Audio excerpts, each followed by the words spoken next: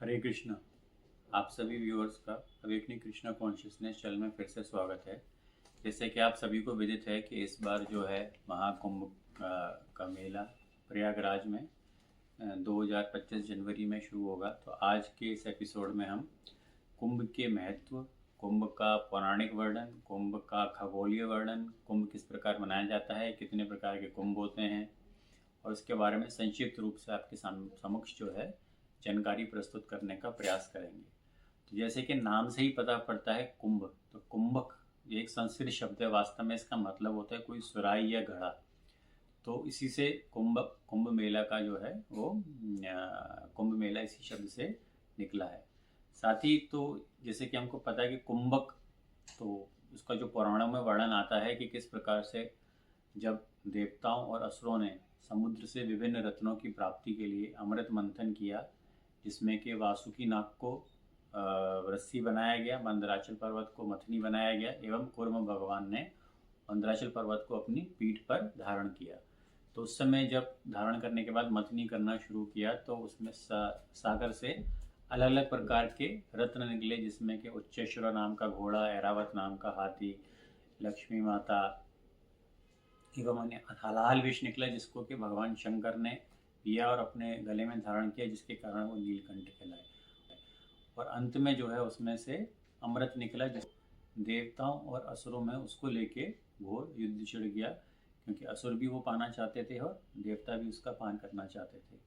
तो देवों और असुरों के बीच में वो युद्ध जो है करीब छीना झपटी जो है वो 12 दिन तक चली।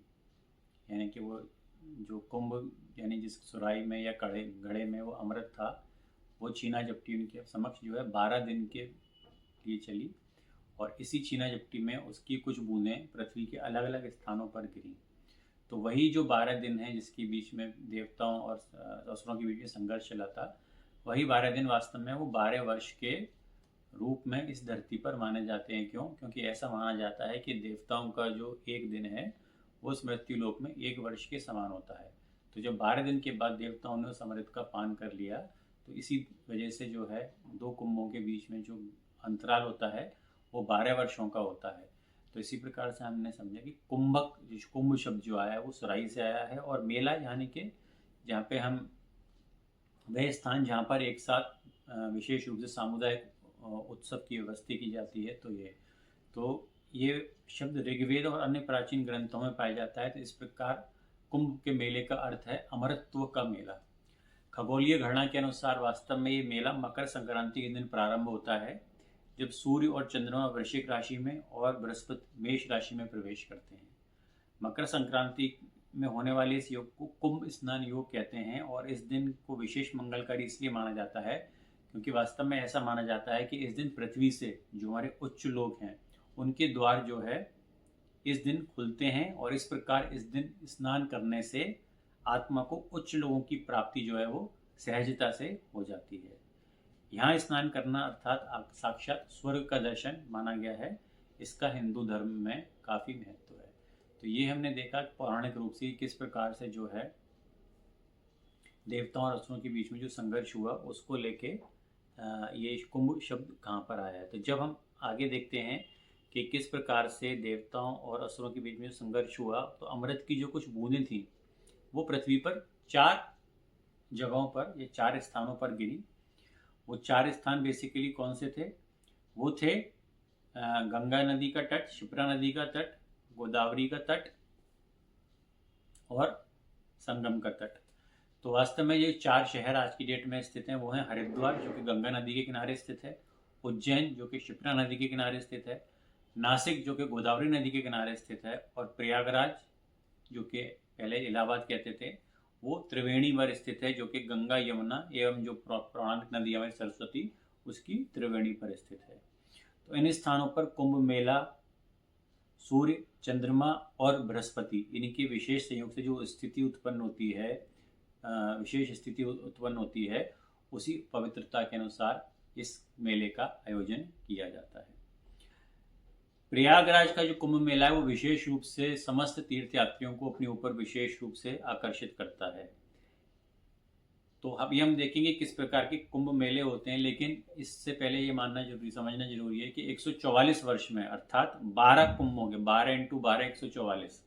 तो 12 कुंभ मेले जब निकल जाते हैं तो 144 में वर्ष में जो है वो महाकुंभ मेला आता है, जो कि इस सदी में 2001 में आयोजित हुआ था, और ये दुनिया का सबसे बड़ा धार्मिक उत्सव के रूप में इसको मनाते हैं हर साल। करें कुंभ मेले की, तो सबसे पहले विशेष रूप से जाता है उसमें होता है महाकुंभ मेला। महाकुंभ मेला केवल प्रयागराज में ही आयोजित किया जाता है, और ये 144 वर्ष में एक बार आता है, जो कि इस सदी में 2001 में आया था। दूसरा होता है पूर्ण कुंभ मेला, जो हर 12 साल में एक बार आता है। तो मुख्य रूप से भारत में जो 4 मुख्य स्थान है वहाँ पर इसका आयोजन होता है, जिसमें कि प्रयागराज यानी इलाहाबाद, हरिद्वार, नासिक और उज्जैन।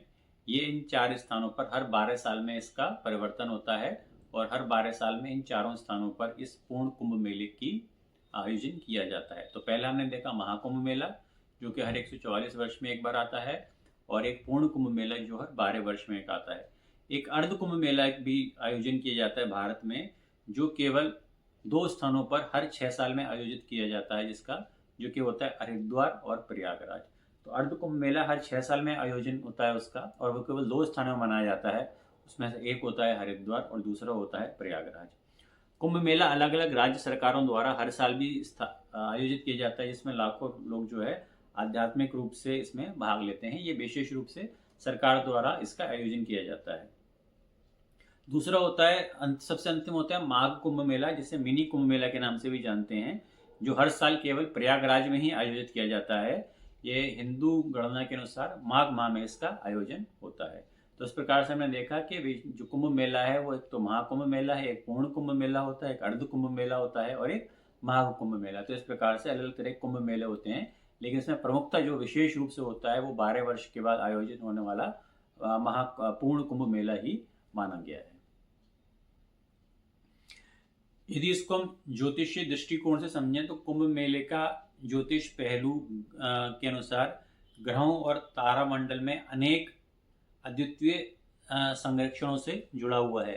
वेदों के अनुसार सूर्य को आत्मा के समान या जीवनदायक के रूप में माना जाता है, चंद्रमा को मन के स्वामी के रूप में माना जाता है, वहीं बृहस्पति जो देवताओं के जो गुरु हैं उनको, जैसे हमको पता है कि बृहस्पति जो देवताओं के गुरु हैं, और बृहस्पति को संपूर्ण राशियों में गोचर करने में लगभग 12 वर्ष का समय लगता है। इसलिए कुंभ मेला भी हर 12 वर्ष में एक स्थान पर मनाया जाता है। तो इसके 2 कारण हमने समझे। जो पौराणिक कारण है वो ये है कि जो 12 दिन तक उनके बीच में द्वंद्व चला देवताओं और असुरों के बीच में, और उसकी वजह से जो 4 जगहों पर जो अमृत की बूंदें गिरी कलश से, उन 4 स्थानों पर उसका होता है। और एक दिन जो है पृथ्वी देवताओं का, वो पृथ्वी लोक के 1 वर्ष के बराबर होता है, तो 12 वर्ष का अंतराल होता है। दूसरा हमने ये समझा कि जिस प्रकार से देवताओं के गुरु बृहस्पति जो हर ग्रह में उनका प्रवेश होता है वो गोचर करने में लगभग 12 वर्ष का समय लगता है, इसलिए ज्योतिषीय दृष्टिकोण से ये जो है हर 12 वर्ष में एक बार मनाया जाता है। सबसे आश्चर्य की बात यह है कि दुनिया के सबसे बड़े समागम यानी कुंभ मेले को यूनेस्को ने भी यूनेस्को की प्रतिनिधि सूची में मानवता की अमृत सांस्कृतिक विरासत यानी कि हेरिटेज में इसको सम्मिलित किया है। अब यदि हम इसको खगोलीय दृष्टिकोण या ज्योतिषीय दृष्टिकोण से समझने का प्रयास करते हैं, तो इसमें कुछ हम 4 श्लोक हैं जिसके द्वारा हम समझेंगे कि कब ये जो है पूर्ण कुंभ मेला 4 अलग अलग शहरों में इसका आयोजन किया जाता है। पद्मिनी नायके मेषे कुंभ राशि गते गुरहु गंगा द्वारे भवेद यो कुंभ नामा तथोत्मा। अर्थात जब बृहस्पति कुंभ राशि में प्रवेश करता है और सूर्य और चंद्रमा क्रमशः मेष और धनु राशि में होते हैं, तो कुंभ मेला हरिद्वार में मनाया जाता है। दूसरे श्लोक में बोला गया है मकरे च द्वा नाथे हम जगे च बृहस्पते कुंभे योगो भवेत् तत् प्रयागे ह्रियति दुर्लभा मेष राशि गते जीवे मकरे चंद्र भास्करौ अमावस्या तदा योगा कुंभकस्य तीर्थ नायके। अर्थात जब बृहस्पति वृषभ राशि में होते हैं और सूर्य और चंद्रमा क्रमशः मकर राशि में होते हैं, तो कुंभ मेले का आयोजन प्रयागराज में किया जाता है। सिंह राशि गते सूर्ये सिंह राशौ बृहस्पतौ गोदावर्य भवेत कुंभौ जायते खलु मुक्तिदा, अर्थात जब बृहस्पति सिंह राशि में प्रवेश करते हैं और सूर्य और चंद्रमा क्रमशः कर्क राशि में होते हैं तो कुंभ मेला नासिक अर्थात त्र्यंबकेश्वर में मनाया जाता है।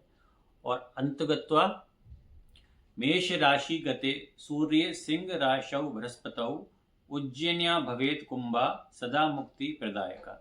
जब बृहस्पति सिंह राशि में होता है और सूर्य और चंद्रमा मेष राशि में होते हैं तो कुंभ मेला उज्जैन में मनाया जाता है।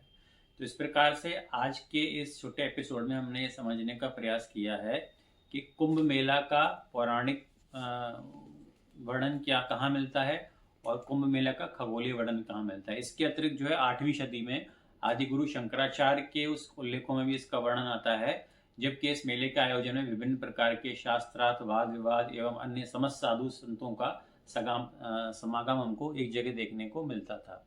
तो ये आज के एपिसोड में हमने सिर्फ इसकी खगोलीय और जो इसका हिस्टोरिकल बैकग्राउंड है उस पर चर्चा करने का प्रयास किया है। आने वाले एपिसोड में हम इसमें विभिन्न प्रकार के जो अखाड़े सम्मिलित होते हैं, वो किस प्रकार से उनकी दिनचर्या होती है, वो कैसे अपना जो है इसमें सम्मिलित होते हैं, शाही स्नान क्या होता है, उसके बारे में भी हम चर्चा करेंगे। लेकिन इस वर्ष जो कुंभ पड़ रहा है उसमें जो विशेष स्नान की तिथि हैं वो प्रमुखता 13 जनवरी 2025 पौष पूर्णिमा, 14 जनवरी 2025 मकर संक्रांति, 29 जनवरी 2025 मौनी अमावस्या, 3 फरवरी 2025 बसंत पंचमी, 12 फरवरी 2025 माघ पूर्णिमा एवं 26 फरवरी 2025 को महाशिवरात्रि पड़ रही है। तो हमें आशा है कि इस छोटे से एपिसोड में आपको कुंभ मेले का महत्व क्या होता है, कुंभ मेला हमारे हिंदू संस्कृति सनातन संस्कृति क्यों महत्वपूर्ण है, उसके बारे में आपको कुछ आवश्यक जानकारी अवश्य मिली होगी। हरे कृष्ण।